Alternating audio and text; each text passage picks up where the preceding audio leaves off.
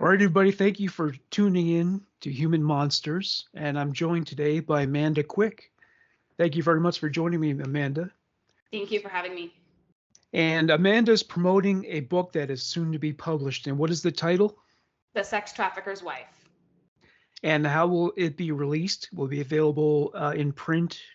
January 10, 2023. Okay. And so what I'm going to do is I'm going to get into the story that led to the book being written and published. And so it involves basically Amanda getting married and finding out that her spouse was not the man that she thought he was. He had a dark secret. I don't know if he had the secret when you met him, or was it a behavior that manifested later on? So I'd just like to ask you, what were your first impressions of him? What was the early stages of the relationship like? So when we first started dating, I was 18 and he was 27. He was married to somebody else, and I was, the other woman, so to speak. He told me that they were breaking up and they were fighting, but it was probably a year of him seeing me on the side before he actually did leave his wife. And, I was very young, and, obviously hindsight, I, believed that he really loved me and that he wanted to be with me and that things were difficult with his wife and that eventually he would. And then he did leave her. And I thought I had succeeded. Like, oh, I was right. I'm definitely the person for him, and this is true love and all of that. Now, he also very much romanticized all of my teenage promiscuity. And, but when you're 18, you think, you don't think you're a kid still. You don't think, that was just a couple years ago. And so, he had wanted to see pictures and stuff of when I was younger, but I didn't think anything of it because at 16, I still felt like I was a grown up, right? Anybody who's a teenager thinks they're all grown up already. And then that everything, right? Yeah. Right, exactly. And that's where I was. I was at this place where I knew everything, and this, this man really did love me. He just had to get his things sorted out, and it wasn't. I didn't really think of it as a big deal that, he. I mean, it hurt me, of course, and I wanted him to actually be with me, but I didn't understand the actual gravity of what was going on at the time either. But eventually he did leave her, and we moved in together pretty quickly after that. And things were fairly normal for the most part. We worked in the same place. We went to work together, went home together, did a little bit of traveling here and there. Things were pretty normal, I would say. And, at this point I'm 20. We went to Vegas for my 21st birthday. And, again, I think we're just kids living it up. And I don't really see anything weird about, going to the strip clubs or talking about wanting to, he actually also talked about wanting to invite other people into the bedroom with us. And I didn't want to do that, but I didn't think of it as, I didn't see it as some big red flag because eventually he stopped pushing. He did actually make me feel guilty for not wanting to do that because, but you had did that with other people. Why don't you want to do that with me? And, but again, he dropped it, and I thought we were a fairly normal couple at some point. And I got pregnant when I was 22, not on purpose, but decided to keep the baby. And he shut down quite a bit at that point. It was like he couldn't handle it from a mental health perspective. I don't think he hardly ate or slept for 2 weeks after I found out I was pregnant. It was, and I'm now pregnant going, what are we doing? Did you not feel supported while you were pregnant? Not really. He didn't hardly want to talk about it. I wanted to get married because, we were going to have a baby, and he wouldn't hardly have a conversation about any of it. And I was also very scared, what was going to happen. And, I'm 22. I don't want to do this all by myself. And I just kind of waited it out. I actually eventually proposed to him because I was like, I'm done waiting. Are we going to do this or not? And he agreed, and we got married when I was 6 months pregnant. And then after the baby was born, he went back to work really fast and I didn't. I stayed home for a while, and things changed quite a bit after I had my first child, because I was no longer going to work with him, not talking to him about everything. He basically stopped talking to me about anything outside of what was happening at home. Like, I didn't know anything about his job. I didn't know anything about people he hung out with. He started working longer hours, and I didn't know what to do because I just had a newborn. And I didn't, we had talked about at some point me even staying home full time with the baby. And I worked part-time from home for a while, but, financially, I couldn't really support us like I wanted to, and his income could. And so eventually I stopped working and I stayed home, and, we bought a bigger house and things like that. And I had another kid, and it continued to be this. I thought things were pretty normal. I stayed home full time. I had 3 kids, house, dog, the whole regular family, and he worked. And at this point, he was working 12-plus-hour days. The company he worked for expanded, and he was now traveling for work also. So he would be gone a whole week out of every month. He would not call us very often during that time, but, I excused it all away. We have young kids. We'll figure out how to, we'll get closer later. Once they're older, we'll have some more time to spend together. Like, things weren't bad. We literally didn't fight. We just didn't talk either. When he was home, was he distant towards you? Yeah, we would sit on opposite sides of the couch, me and my phone and him on his laptop watching TV together, sort of. Like, we didn't fight, but we didn't communicate. We were still regularly intimate, and, I almost felt like it was an obligation, because in my mind, I didn't want him to go looking elsewhere. So I had to do that, even though I didn't feel connected with him. And, I truly thought that he told me when we first started dating that I was the 4th person he'd ever been with. And I believed him. And so I thought that meant he would never step outside of the marriage, because I was also his 3rd wife. And so I thought that just meant he was a serial monogamist. And there was no way he was going to do that, because he couldn't. That's just not who he was. How old was he by that time? He was 27. 27, the 3rd marriage? Yes. Wow. Yeah. Oh, and so I don't want to ask you a question that's going to embarrass you, but did you start to see signs in his sexual proclivities that suggested that there was something more tawdry or sinister than just threesomes or strip club patronage? At the time I didn't notice it being wrong, but looking back, when we were 18, 19, he very much enjoyed the photos that I had of myself at 16. And, those were very intriguing to him. And the conversations he wanted to have with me, especially in the very beginning, were very, very explicit. Like, it was a ton of back and forth, sexting essentially. And I didn't think anything of it at 18. Did he ever integrate with like other very young females in your family? Did you ever see his conduct in those situations? No, I didn't see any of that. And at most, he just idolized, what I had done at a young age. And I certainly didn't notice anything of that sort.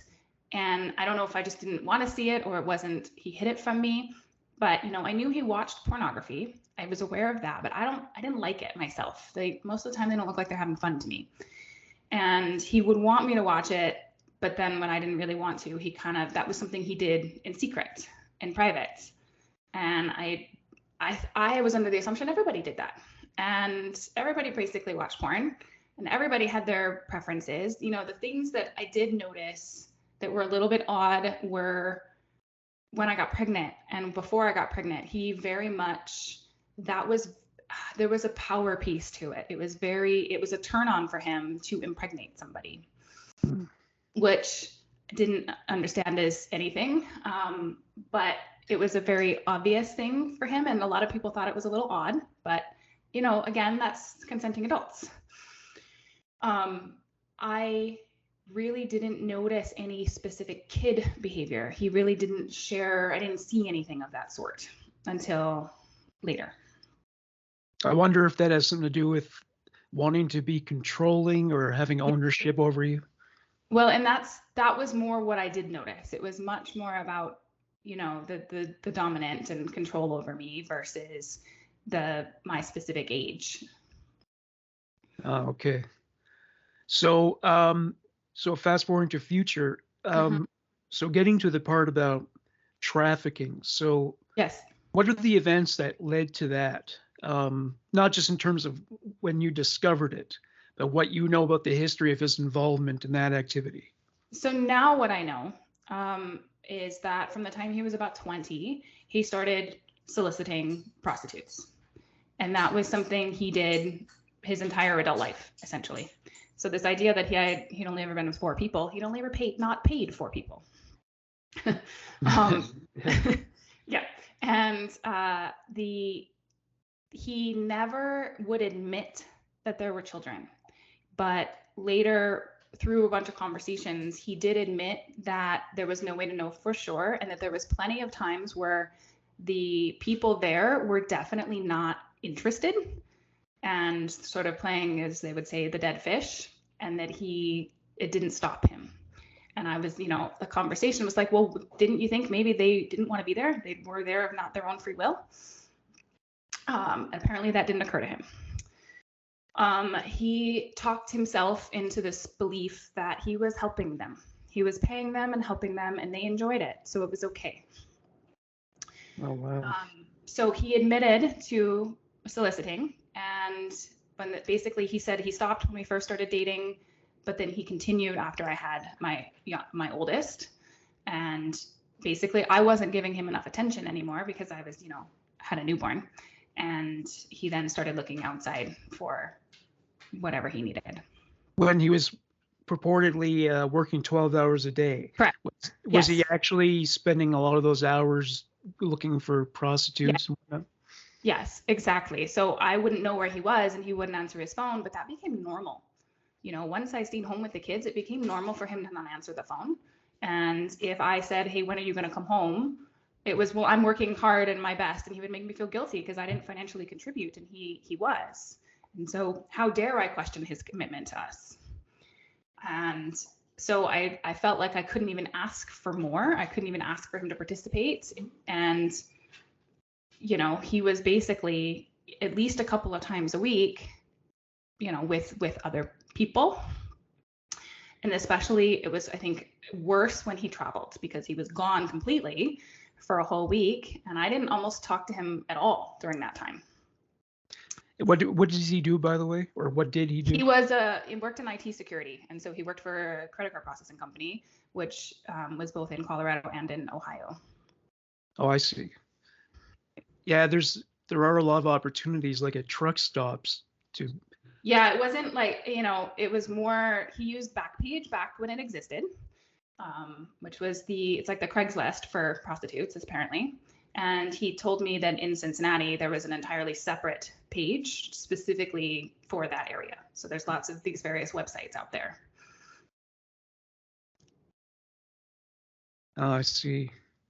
And so when you went from just, paying for these services to actually getting involved as a proprietor, at what point did that start to happen? Well, so trafficking as a charge is considered, at the moment, if you were buying or selling people, it's trafficking. And so he didn't get it. As far as I know, he was never involved as somebody moving the kids around or doing anything of that sort. He was only purchasing them. And how do you know how young some of them were, like the youngest?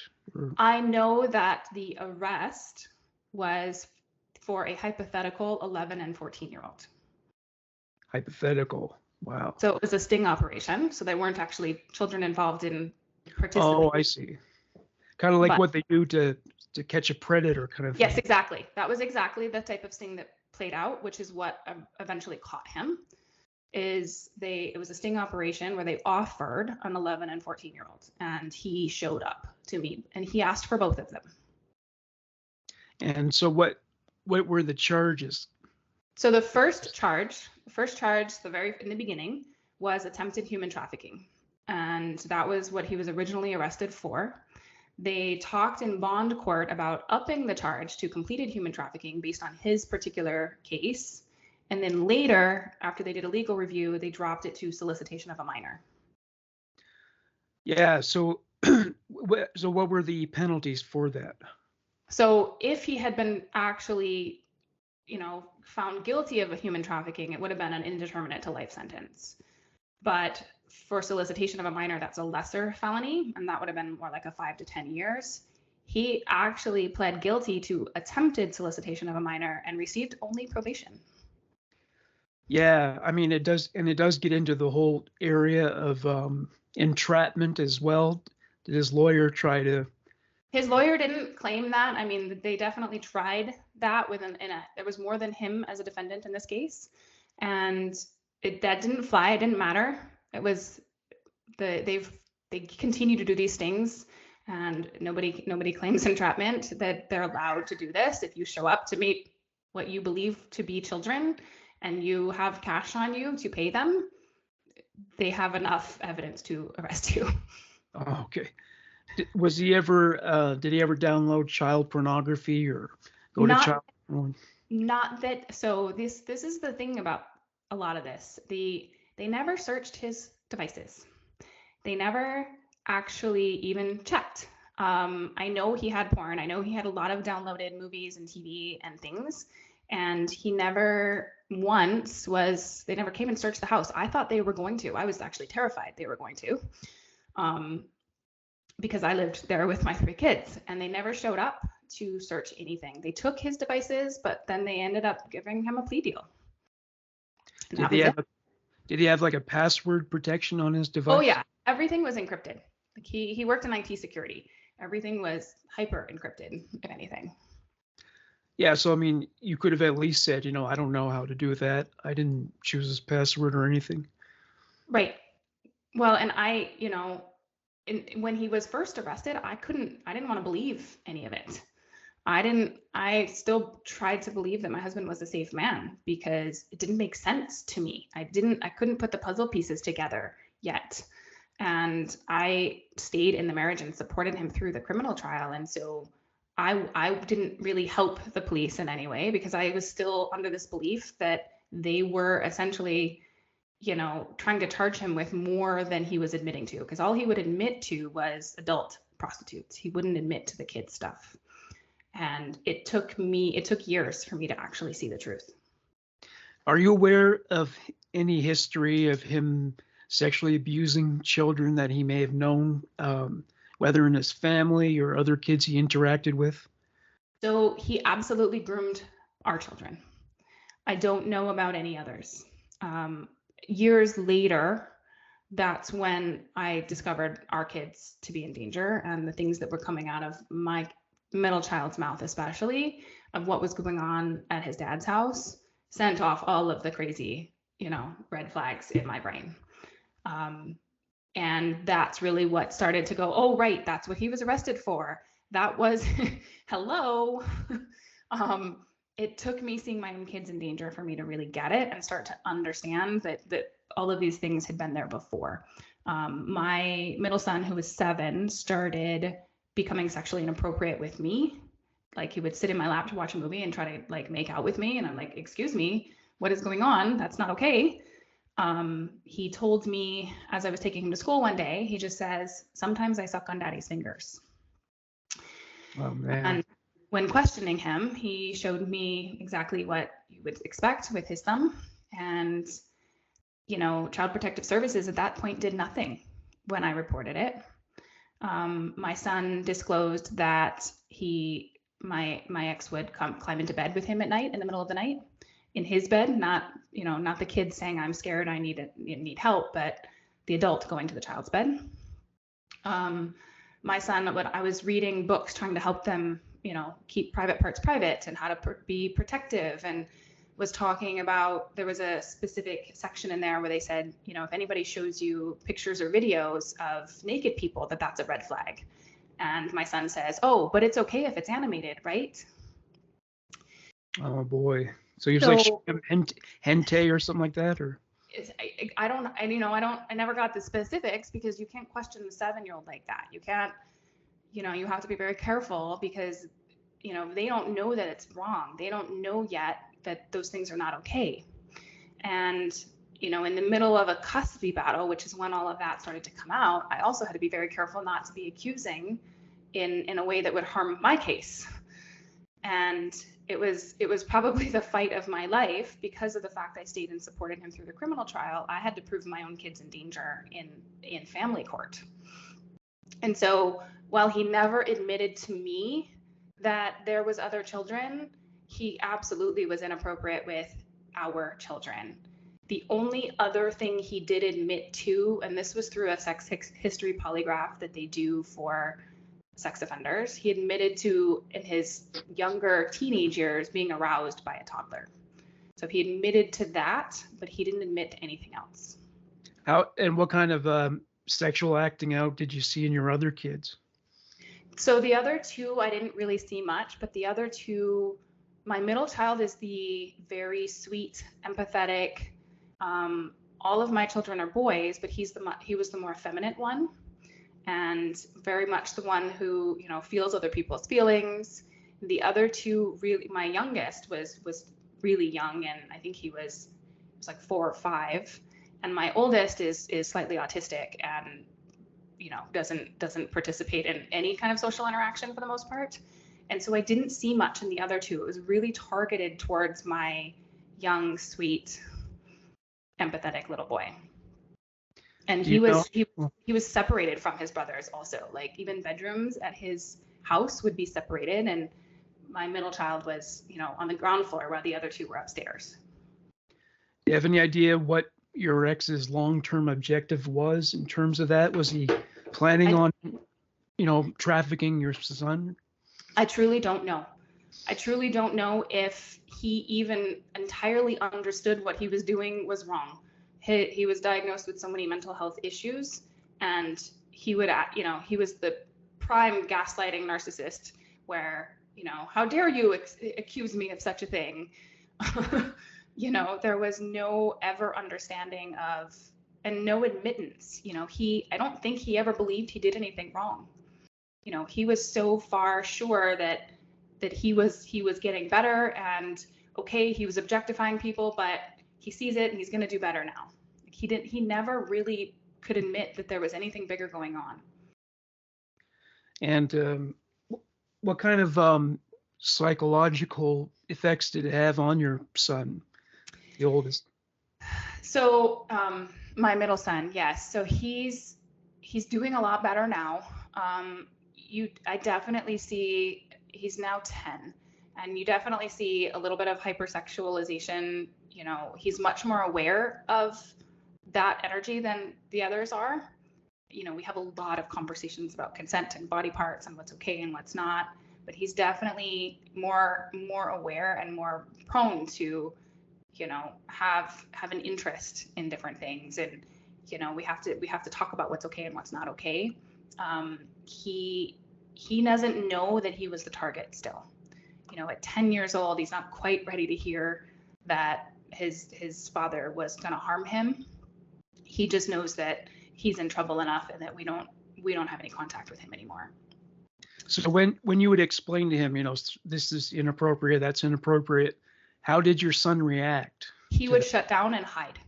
So when I would have conversations like, well, those are very silly games, but we need to pay attention to body parts. So those are, things that aren't okay. He would hide under the covers and shut down. He was terrified that his daddy was going to get in more trouble than he was already in. Oh, so it had nothing to do with feeling ashamed or anything like that? No. It was more protective of his father.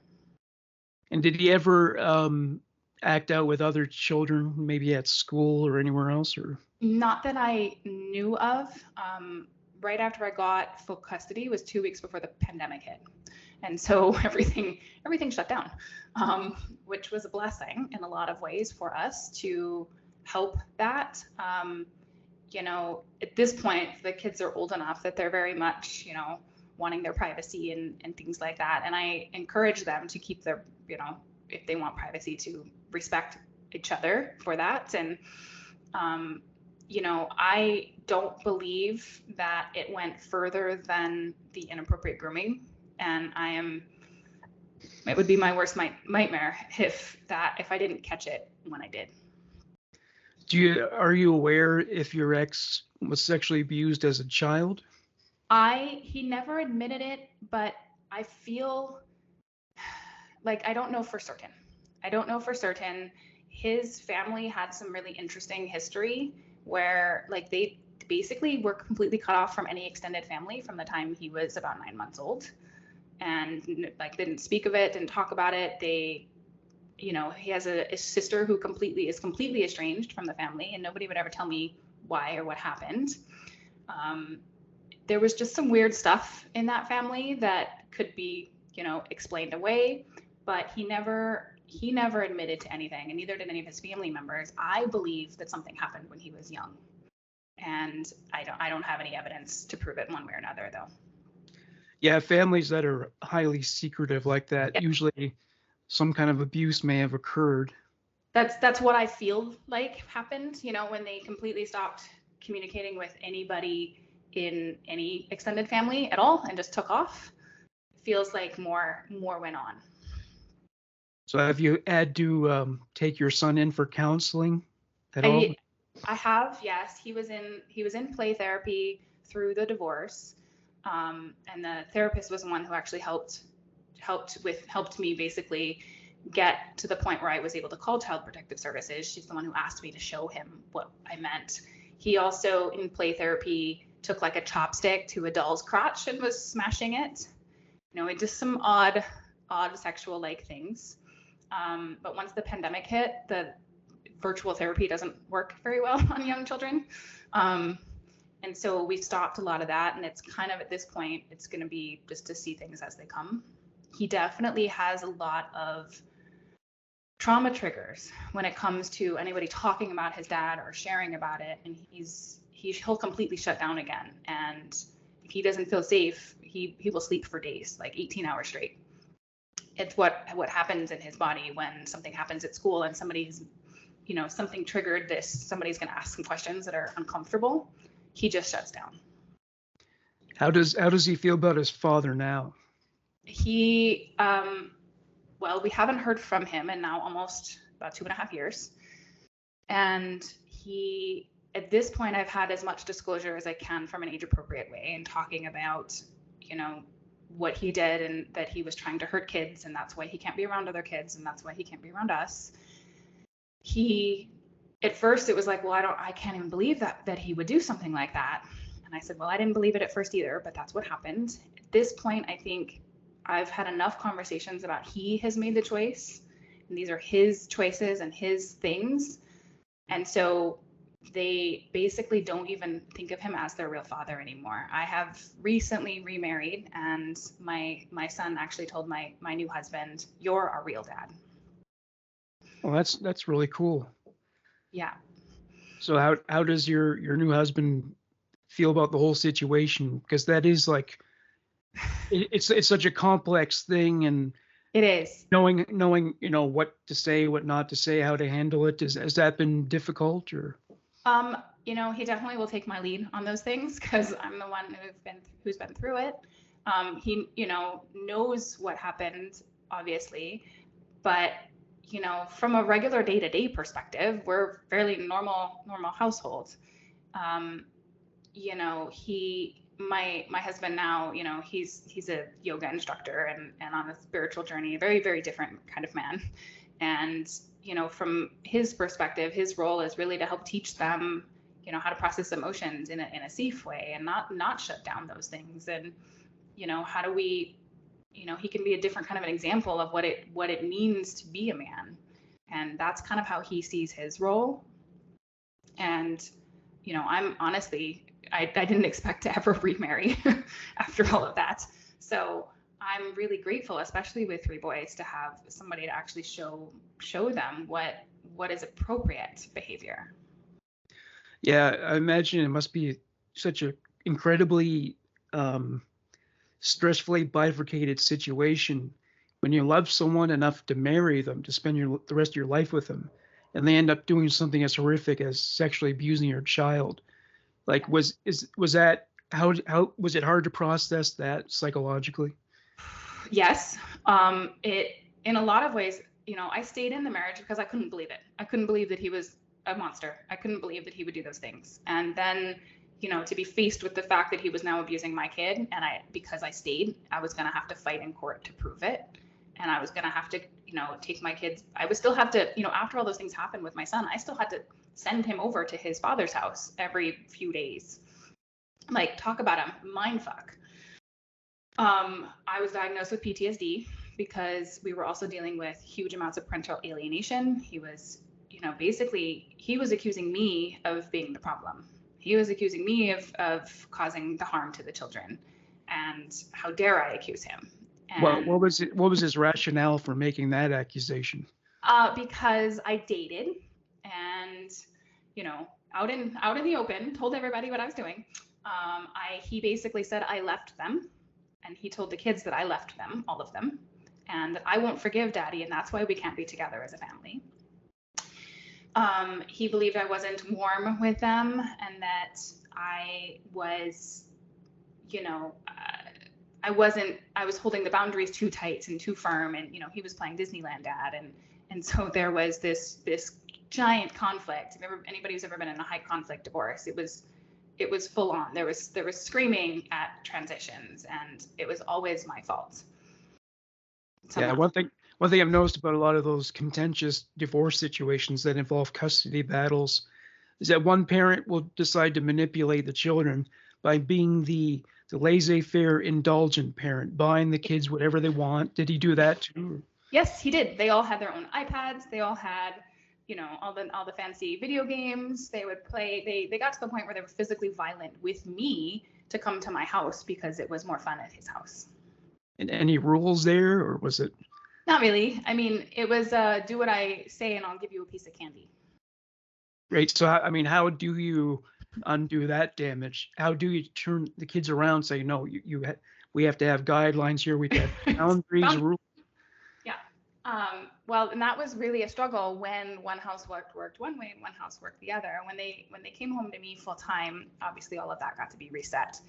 There were still areas that I really struggled with them with boundaries when it comes to the way they physically treat each other, the way they physically treat me. They still opt to violence. They still opt to, be pissed off and shove and push and be very disrespectful because there was no boundaries whatsoever. And I don't subscribe to the bribery to get you to do what I want, because to me, that's not how we teach kids that there are boundaries to just how we participate in society.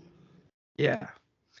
And so, where did you find guidance for yourself as a parent on how to resolve these issues?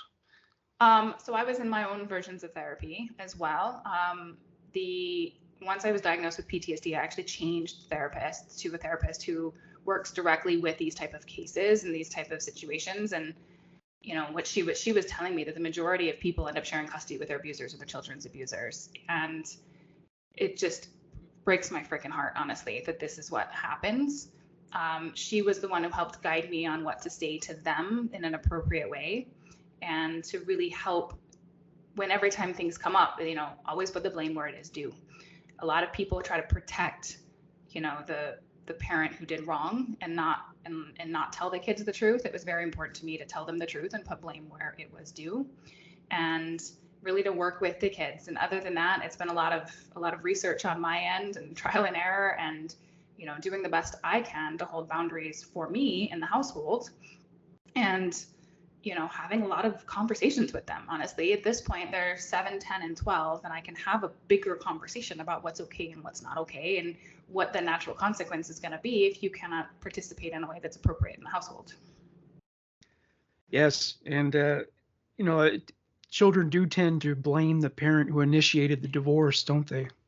They do, and actually, he initiated the divorce as a way to manipulate me. So, Oh, wow. But they still were blaming me because he told them it was because I wouldn't forgive him. Also playing the victim as well. Very, very much. And he would tell them how lonely he was and how much he missed them. And, he just went on and on and on with the amount of, he was the victim to me. And so has he become a registered sex offender? Yes. Yes, he is a registered sex offender. Got 4 years of probation. I have no idea the current status of it, but he is on the registry and will remain on it. So that's strange, because I thought that one of the conditions that you're not allowed to integrate with any children. So in the state of Colorado, there was a Supreme Court case that just came into effect right before he pled guilty that basically says your constitutional right to parent does not, just because you have a sex offense, does not negate your constitutional right to parent. And unless they can prove that there's a direct correlation between your own children, there's this belief that you won't harm your kids, even if you would harm others. And because of that precedent in the state of Colorado, he was basically allowed to move back into the house. So after, the abuse comes to light and they're going to his place for visitations, I don't imagine you got a lot of sleep during that time. No. And when I even calling Child Protective Services, they didn't do anything. They interviewed my kid and he hid under the table scared and just said, "Oh, we don't play that game anymore." And they dropped the case despite the history. That's strange, because at least in most states, if you are on the registry, not only do you have to go door to door and tell everyone and register with the police department, like you're not even allowed to go to any public space where children might be, like a grocery store. It's a really difficult thing. Finding a place to live is hard, and yet this guy. In the state of Colorado, it's different. There is no restrictions on where they can live. They cannot go to schools or like rec centers, but they can go to grocery stores.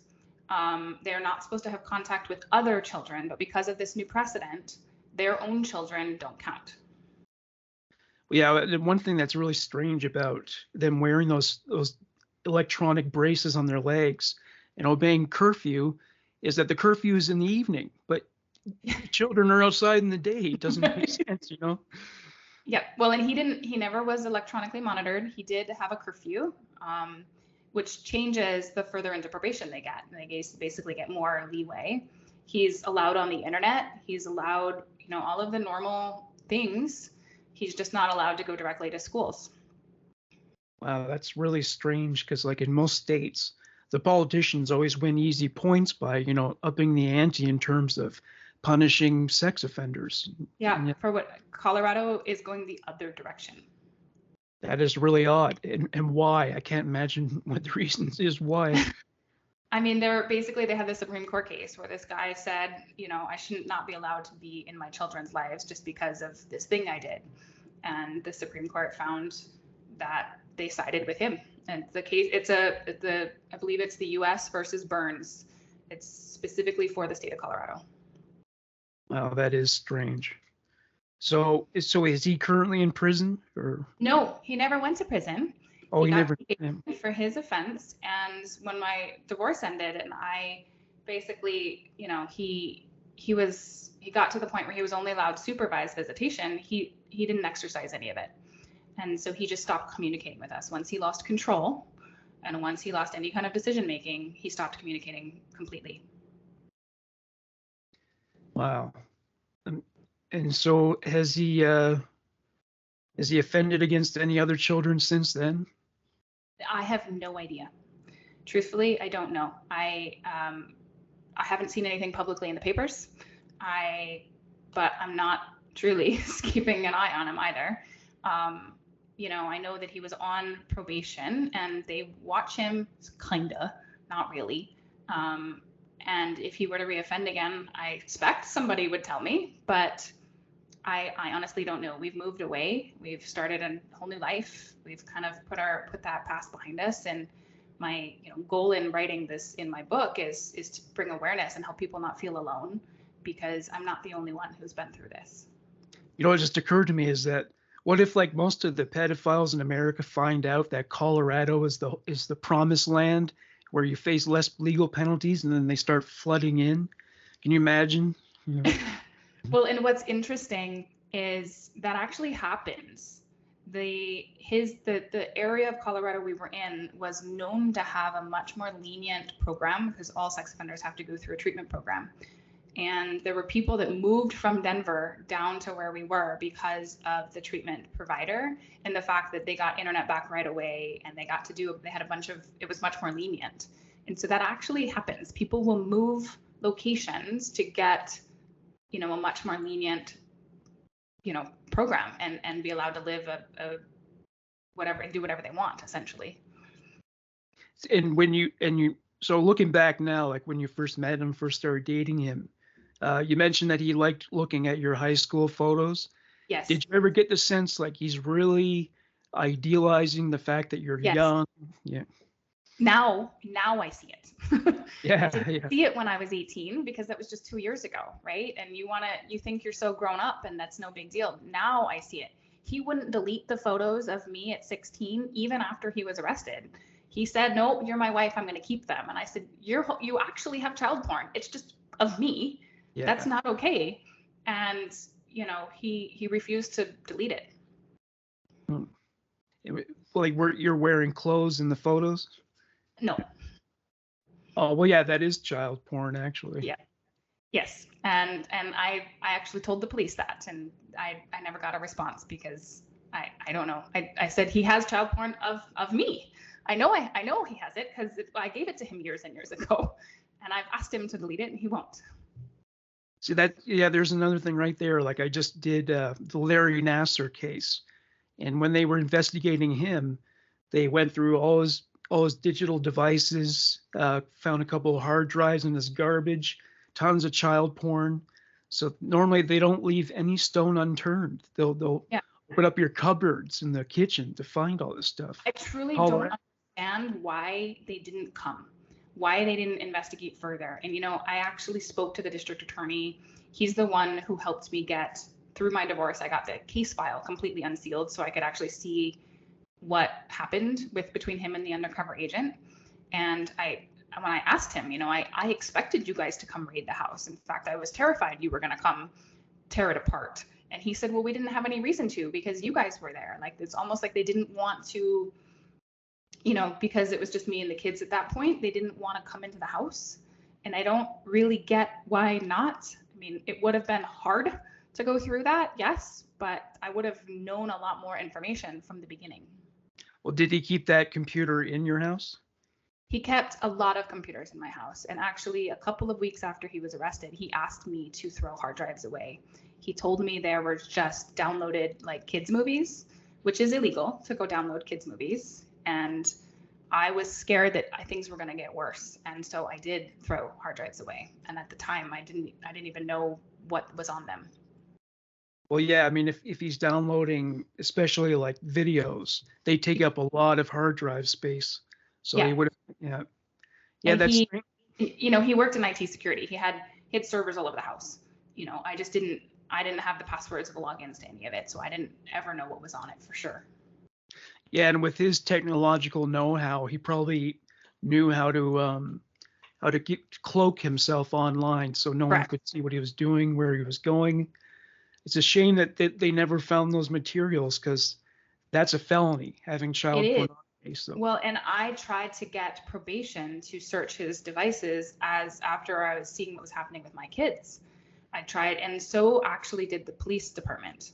When I got a hold of the right person in the police department and the Homeland Security, I was able to actually have a conversation with the people who put the cuffs back on him. And they were trying to get probation to get him, to turn over his devices because probation has that ability and authority.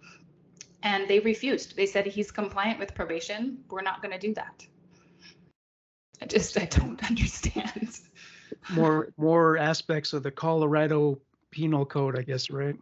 Yeah. Well, probation's viewpoint was that if he paid the probation bill and he didn't get do anything big, that he was compliant. That's all that mattered to them. Boy, someone's got to start up a movement or something to change that. Well, and honestly, that's part of what I'm here to do, is to bring light to all of it, because it's insanity that somebody who has been arrested for these type of things and gone through the criminal hearing, that I still had to fight in family court to prove my kid was in danger. Like that, the fact that I had to go through that doesn't even make sense. And what I hope sincerely, and this is something I've witnessed in many parents whose children have been harmed by abuse or maybe murdered or something, is that they felt guilty that they couldn't protect their child, but at the same time, there was nothing they could have done. They weren't aware that the harm was being done. Have you still felt that posthumous guilt about it? You know, at this point, I'm just truly grateful that I caught it when I did and I woke up when I did and that I didn't stop, because after calling CPS and having them say that we can't do anything, I felt for a period of time like there was nothing I could do to protect my kids. It felt like the system was going to fail me and I was going to end up sharing custody with a man who was going to abuse my kids. And it took a lot from me to not give up on that and to fight and keep going and to ask everybody for help and to not hide and to not, succumb to any version of shame or guilt, and really just say, I'm going to leave no stone unturned and I'm not going to stop until I succeed. It's odd how sometimes some kids fall through the cracks when it comes to social workers and their work. And then Yeah. there are other times where if someone's kids are eating soda crackers for dinner, they're at the doorstep, I know. And they take them away like for that. It doesn't make any sense to me. And the system truly is broken. And going through what I went through just highlighted it, how bad it is. And it is not, the system is not protective. It is only punitive. And something big enough has to happen for them to do anything. And I wasn't willing to let it get to that point. And it's parents' jobs really to be protective of our children. Yeah, I guess it would have to be something really severe, like children actually being made into prostitutes for people to pay attention finally. Well, and it's exactly like, really, how bad does it have to get for people to wake up? And why should we wait for that to happen, Exactly. And that's really what it felt like. It just had when is going to be enough? Yeah, right. So how's the 12-year-old doing now? Is he evening out, or do you think the trauma is going to be there? Or? All three of them are doing much, much better. There's obviously my middle son has had the hardest time, but he's also the one who's most willing to even have a conversation with me about it. My oldest is the only one who remembers that there was a happy family at one point in time, but he's a very different kid and emotionally much more shut down, but he wasn't the target. It was, my middle son who was the target, and he will have conversations about it, which is good because it's important to actually, talk about these things and understand what happened. And, they all know I'm writing a book. They aren't going to read it for a while. Yeah. It's not really appropriate. They don't know that one of them was in as much danger as they were in, because they need to be emotionally ready to handle that kind of understanding, and they're not really there yet. But as they get older, I will have those conversations, because I think it's very important that they understand what happened to them, so that as things happen, as they get older and they start having their own sexual relations, that they pay attention to those things in a different way. Yeah, and when it comes to time to doing press, if you do interviews with media outlets from Colorado, make sure to mention, these flaws in the criminal code there. Yeah, I absolutely. And so I wouldn't imagine you'd be naming your children in the book. No, I don't know their if you names are changed. Them. Yeah, their names are changed in the book. Everybody's name except my ex-husband's is changed. Him, I have not changed his name because I am citing the newspaper articles. I am citing our divorce. I am citing the case file, the specific case file directly. And if it didn't make sense to change his name then. Is he still going on about that he's innocent? Is he still doing that, or do you know? I have no idea. Like I said, we have not heard from him since April of 2020. I see. And I truly don't know where he's at. I mean, these type of people are psychological and that they believe their own stuff. They believe wholeheartedly that they aren't dangerous. And how have other members of your family reacted to this? So my mom was definitely in shock in the beginning and tried to convince me that I didn't have to stay, and I couldn't hear it from her at the time because I had a lot of trauma about myself growing up without a father, and it was a lot of my own abandonment wounding, which was keeping me in the marriage. And I said, I'm not going to take my kid's dad away like you took mine away. So I had a lot of that to process. My sister was as supportive as she could. She didn't understand why I was staying in a marriage with somebody who admitted to it, even prostitutes. His family was very supportive of him, and I have now also not heard from them since before the divorce. So they chose his side. They chose to believe and support him, and so my kids not only lost, relationship with their father, which is a good thing, but they lost their relationship with grandparents and aunties and uncles and all of that as well. And so when you start doing press and the book is out there, you're not using your real name, you're not using your children's real names, but people will recognize you in the community They will, at the children's school. And I am using my first and middle name. Quick is actually my middle name. So that Amanda Quick is my real name. I'm not gonna hide from this. Like it's public record who he was married to. It doesn't even make sense. Yeah, I'm wondering what impact that's going to make on the kids socially. Well, my goal is to keep them as out of it as much as I possibly can. Sure. We've moved far away. The paper articles were in the city, not further than that. And we're not even in the state of Colorado anymore. And so my goal is to keep them away. And, I've changed their names. And if they get older and decide they want to, own their piece of it, that's their choice, but I don't want to put that on them. Sure. And, we're heading into the Christmas season. We just had Thanksgiving. There's Father's Day. Certain holidays involve family.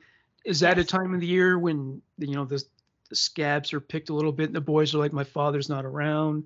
In the beginning, yes. The first Father's Day where we didn't hear from him and he wasn't around was really hard. Thankfully, it was COVID, and I don't think they knew it was Father's Day until some TV thing said something about it. And now it's much different. Now, I'm remarried. I have different support system. I have different friends. I have, I'm not as close to my biological family in the same way, but I have a lot other support and a lot of people who I consider family. And so, the kids have different aunties giving them presents, and, they experience a different level of coming together than they had previously. And so it's gotten better. The more I've expanded my support system, the more theirs has expanded as well. So your new husband's family's been supportive? Yes, they have. Absolutely. And, we've hung out, we've, gone to see them, and so they have a new grandma, new aunties and uncles. And, and then I have some close friends where we're living now as well, who are also very supportive. Yeah. So was it just your oldest child who was counseled about this, or did the other ones have to? Just my middle one who was yes. The other two, they were in play therapy for a little while, but my youngest was almost too young when everything was happening, and my older one, he's the slightly autistic one, and play therapy wasn't really working with him. And so after COVID hit and it was all literally all things went virtual, we stopped doing therapy because it wasn't working anymore. They're playing the iPad FaceTime game, not talking to the therapist. Yeah, see, if I had a child that was autistic, I'd be really worried about that because their knowledge of social cues and the motives of others is very limited. Is it not? It is. It's a different set of things. And so, working with them on individually what they need and then involving, therapists kind of as needed is really kind of where I'm taking it, because yes, they've gone through this, and yes, it's going to keep coming up. And, I even had a conversation with my youngest child's first grade teacher because, from a just a social awareness perspective. That, a lot of kids have missed a lot of school because of COVID, but his first 5 years of life were very volatile. Oh boy. And the middle one, when at such a young age to have, the sordid and the tawdry introduced to Mm-hmm. you, which is Yeah. adult terrain. He was not prepared for it. Yeah. Do you think that was it damaging in some ways, like in terms of um, his ability to love? Or I remember you saying that whenever you mentioned the abuse, he would go and hide or Yeah. something. Is that So behavior stopped, or is it? it's gotten better. So Yeah, I'm still the safe person. He doesn't accept hugs from anybody else at all. He's very, I'm the only one allowed to be physically affectionate with him, which I think on some level is protective of him for his sake, even though he doesn't really know what he's doing. That's kind of where he stood. He's at the age where friends are becoming more important than anybody else. sure. Yeah. And so, you know, just, lots and lots of conversations. He definitely is, interested in girls, but it's very much about I have a little crush on her sort of Yeah. thing. Um, and my hope is as they get older, we can just continue to have these conversations and they can have a model of what, a good relationship looks like and what, love looks like in a safe way. And, you know, uh, he's opened up to my new husband quite a bit, but from a like physical affection perspective, he's not there yet.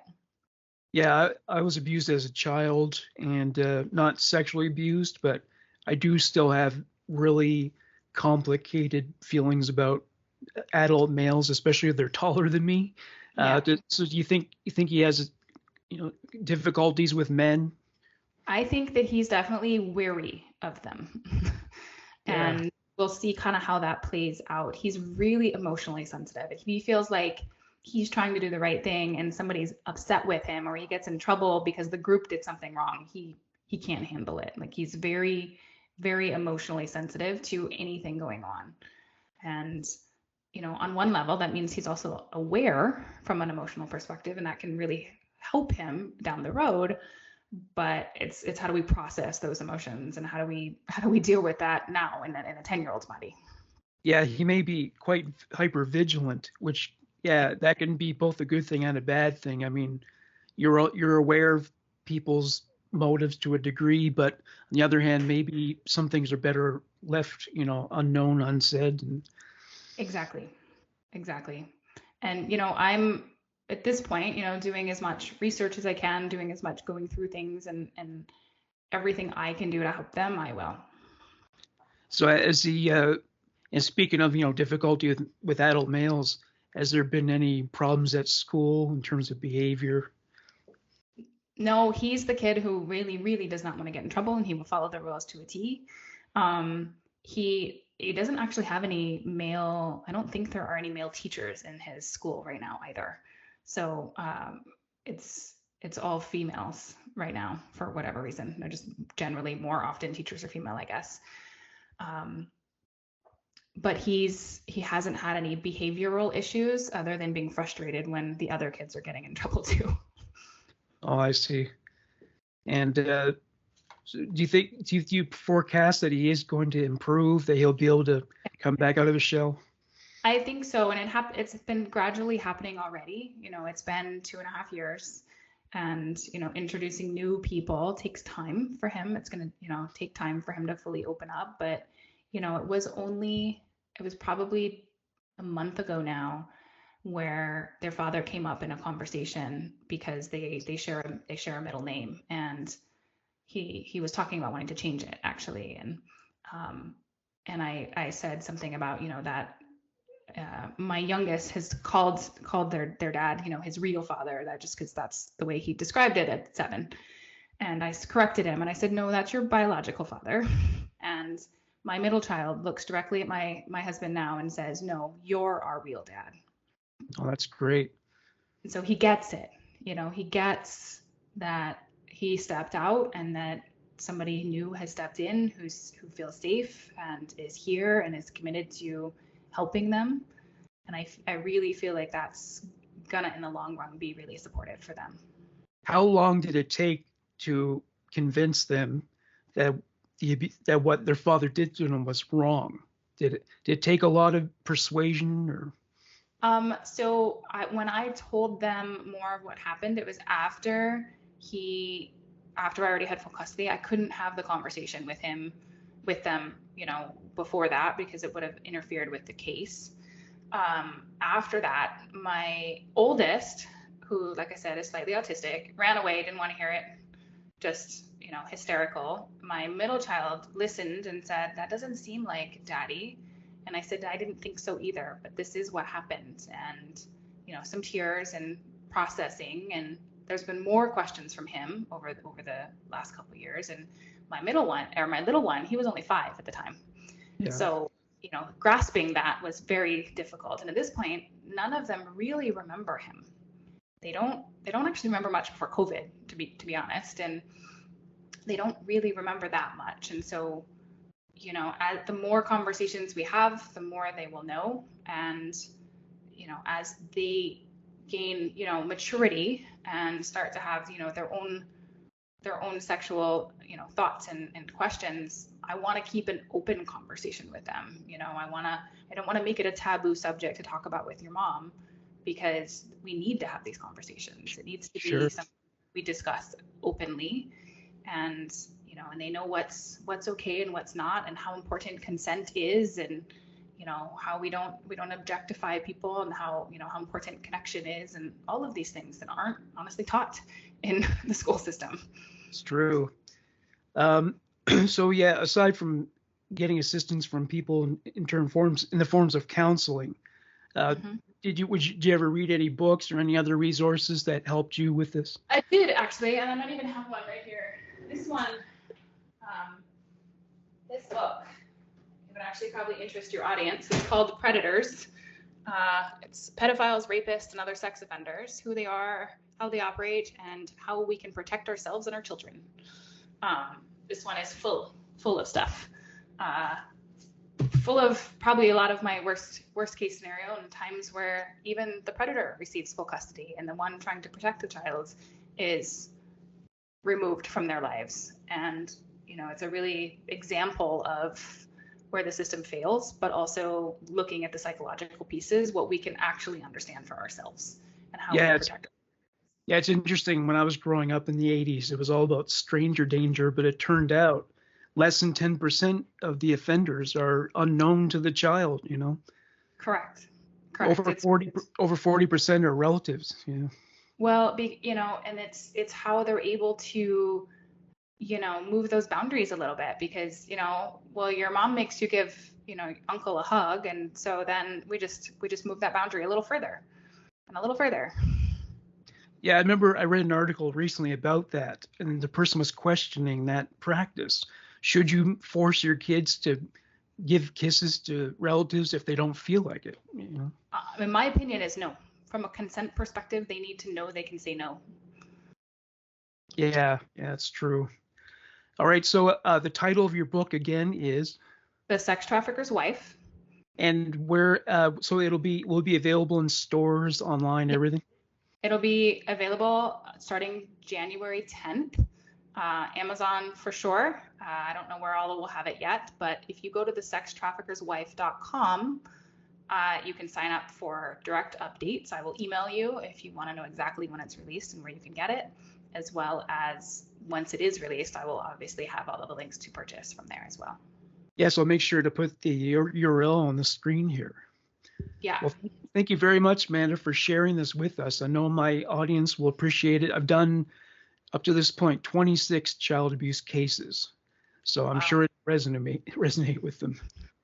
Well, I appreciate you having me and, listening to my story. And my goal is to help people feel not alone, and to give people the understanding they have so much more power to change than they realize. And the system may be failing us, but we have the power to take back control, and it's not just up to the system anymore. And forewarned is forearmed. So exactly. It's good to trust people, but within limits, Yes. To know the warning signs is important. It is. Yeah. All right. Well, thank you very much, Amanda. Have yourself a great weekend, and Merry Christmas. Merry Christmas to you as well. Take care. Bye-bye. Bye.